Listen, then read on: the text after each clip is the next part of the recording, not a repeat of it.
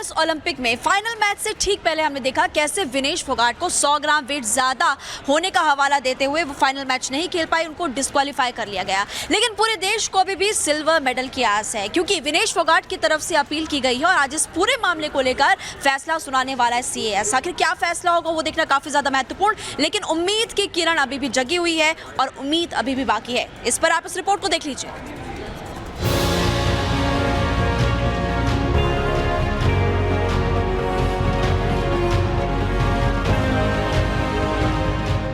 Vinesh Phogat Paris Olympic के final में overweight होने पर अयोग्य क्या करार दी गई, उनके साथ पूरे देश का हौसला टूट गया। उन्होंने निराश मन से सोशल मीडिया एक्स पर अपनी मां के नाम एक पोस्ट लिखा और उन्होंने कुश्ती से संन्यास लेने का फैसला कर लिया। उन्होंने लिखा, मां कुश्ती मेरे से जीत गई, मैं हार गई, माफ करना, आपका सपना, मेरी हिम्मत सब टूट चुके हैं, इससे ज्यादा ताकत नहीं रही अब। अलविदा कुश्ती 2024। आप सबकी हमेशा रेडी रहूंगी, माफी। महज 100 ग्राम के लिए ओलंपिक के फाइनल में अयोग्य करार दी गई भारतीय महिला कुश्ती की चैंपियन विनेश फोगाट ने यह फैसला जल्दीबाजी में लिया या उनका ये कदम भावुकता से भरा है, इसका जवाब तो वो अपने प्रशंसकों को स्वदेश वापसी के बाद ही देंगी।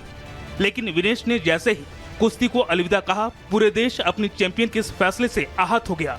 पूरे देश ने उनके फैसले पर दोबारा सोचने की सलाह दी। उनके चाचा महावीर फोगाट ने जहां स्वदेश वापसी के बाद विनेश को मनाने की बात कही, तो उनकी बहन ने तो उनकी वापसी को लेकर संकेत भी दे दिए। बबीता ने कहा, विनेश ने जो संन्यास लेने का निर्णय लिया है उससे पूरा परिवार दुखी है, उनके फैसले से सभी देशवासी दुखी हैं। हम उम्मीद कर रहे हैं कि विनेश एक बार फिर अपने पैरों पर खड़ी हो, दोबारा मेहनत करें और 2028 ओलंपिक्स में भारत को वो गोल्ड मेडल दिलाएं जो इस बार चूक के कारण नहीं मिल पाया। मेरे पिता ने भी कहा कि वो विनेश से बात करेंगे और उसको दोबारा मैदान में उतारेंगे। बेशक पूरे देश के खेल प्रशंसक चाहते हैं कि विनेश दोबारा अखाड़े में उतरे, लेकिन वो आगे क्या फैसला लेंगे ये तो उनके स्वदेश वापसी के बाद ही पता चलेगा। लेकिन इस बीच जो सबसे बड़ी उम्मीद देश को राहत दे रही है वो ये कि विनेश के लिए सिल्वर मेडल की आस अब भी बाकी है, क्योंकि इस मामले में विनेश ने जिस court of arbitration for sports यानी CAS में अपील दायर की है, उस अपील पर CAS आज फैसला ले सकता है और भारतीय समय के अनुसार दोपहर करीब 1:30 बजे आज इस मामले में सुनवाई हो सकती है। हालांकि CAS को विनेश की अपील पर गुरुवार को ही फैसला लेना था, लेकिन CAS ने विनेश को अपना पक्ष रखने के लिए पेरिस 2024 की तरफ से रखे गए जिन 4 वकीलों की पेशकश की थी, उसकी सेवाएं लेने से भारतीय दल ने इनकार कर दिया। बताया जा रहा है कि इस मामले में PM मोदी की सीधी दिलचस्पी होने के कारण भारतीय दल CAS से भारतीय वकील नियुक्त करने के लिए समय मांग लिया है, जिसके बाद कोर्ट ने अगले दिन यानी आज सुनवाई के लिए समय दिया है।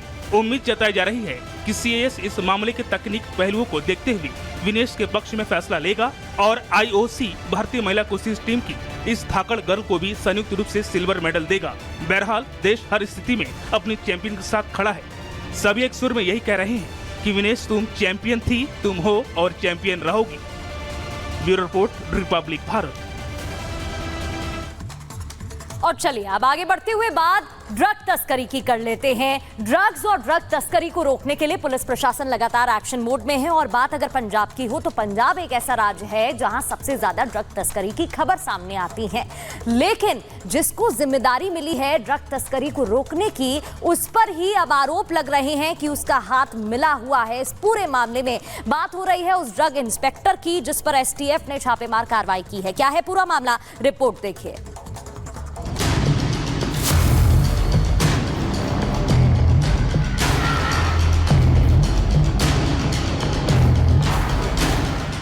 पंजाब की हवाओं में समाये नशे को खत्म करने के लिए पुलिस एक्शन मोड में है। ड्रग्स और ड्रग तस्करों के खिलाफ ताबड़तोड़ कार्रवाई जारी है। पंजाब के भटिंडा में ड्रग तस्करी के नेटवर्क के तार एक ड्रग इंस्पेक्टर से जुड़े थे, जिसका STF यानी स्पेशल टास्क फोर्स ने पर्दाफाश कर दिया। आरोपी ड्रग इंस्पेक्टर की पहचान शीशान बित्तल के रूप में हुई है। ड्रग नेटवर्क को जड़ से खत्म करने के लिए STF की कई टीमों ने शीशन के अलग अलग ठिकानों पर छापेमारी की, जहाँ से भारी मात्रा में नकदी और विदेशी करेंसी बरामद की गई है। STF ने 3 राज्यों के 8 ठिकानों पर रेड की, जिसमें भटिंडा, मौर मंडी, गिद्दरबाड़ा, मोहाली, चंडीगढ़ और हरियाणा का फतेहाबाद शामिल है।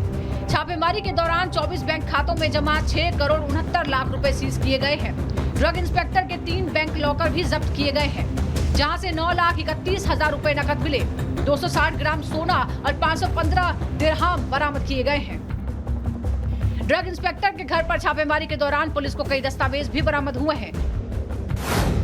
पुलिस के मुताबिक शीशन मित्तल का जेल में बंद नशा तस्करों से लिंक है और उसने ड्रग तस्करी के नेटवर्क के जरिए कमाए गए पैसों से चल अचल संपत्ति बनाई।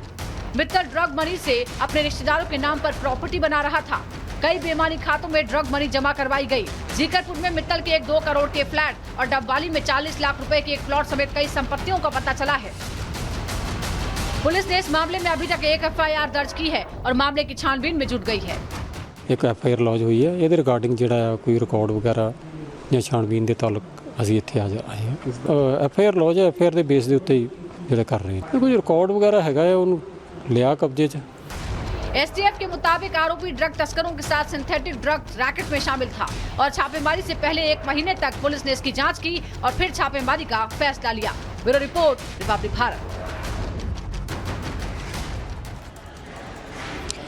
और चलिए खबरों में आगे बढ़ते हैं, बात करेंगे बिहार के मुजफ्फरपुर से खबर सामने आ रही है जहां पर धमाका हुआ और इस धमाके की वजह से 5 बच्चे बुरी तरह से जख्मी हो गए। कहा जा रहा है कि यूट्यूब से बम बनाने सीख रहे थे जिसके बाद एक बड़ा धमाका हो गया। पूरा मामला क्या है 1 मिनट की इस रिपोर्ट के जरिए आपको बताते हैं।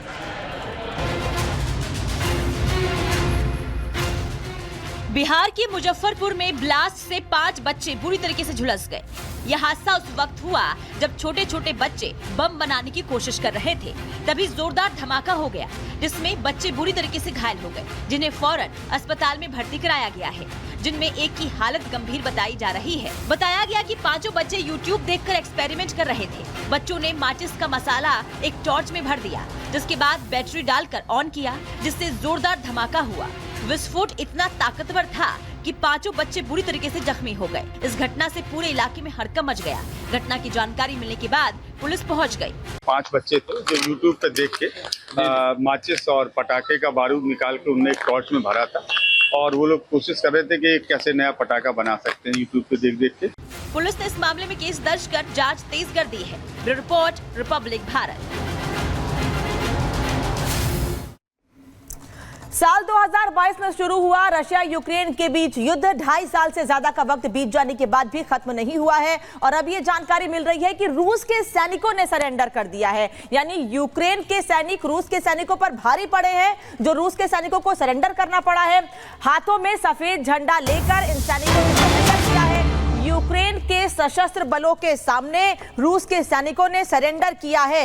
यूक्रेन लगातार रूस को लेकर यूक्रेन के राष्ट्रपति की ओर से लगातार ये कहा जाता रहा है पिछले 2.5 सालों में कि यूक्रेन रूस के आगे झुकेगा नहीं। हालांकि रूस हर तरीके से मजबूत है, ये लगातार हम कह रहे हैं, लेकिन यूक्रेन को नाटो देशों का समर्थन या अमेरिका से बड़ा समर्थन मिल रहा है जिस वजह से मजबूती के साथ रशिया का सामना यूक्रेन कर रहा है। और यही वजह है कि आज ये तस्वीर सामने आई है कि रूस के सैनिकों को सरेंडर करना पड़ा है। ये तस्वीर आपको रिपब्लिक भारत पर सबसे पहले दिखा रहे हैं उस जगह की जहां पर रूस के सैनिकों ने सरेंडर किया है। हाथों में सफेद झंडा लेकर रूस के सैनिकों ने यूक्रेन के सशस्त्र बलों के सामने ये सरेंडर किया है। लगातार रूस की ओर से एक तरफ यूक्रेन पे अलग अलग जगहों पर बड़े हमले, बड़े शहरों में हमले किए जा रहे हैं, लेकिन यूक्रेन भी रुकने का नाम दबाव में नहीं आ रहा है।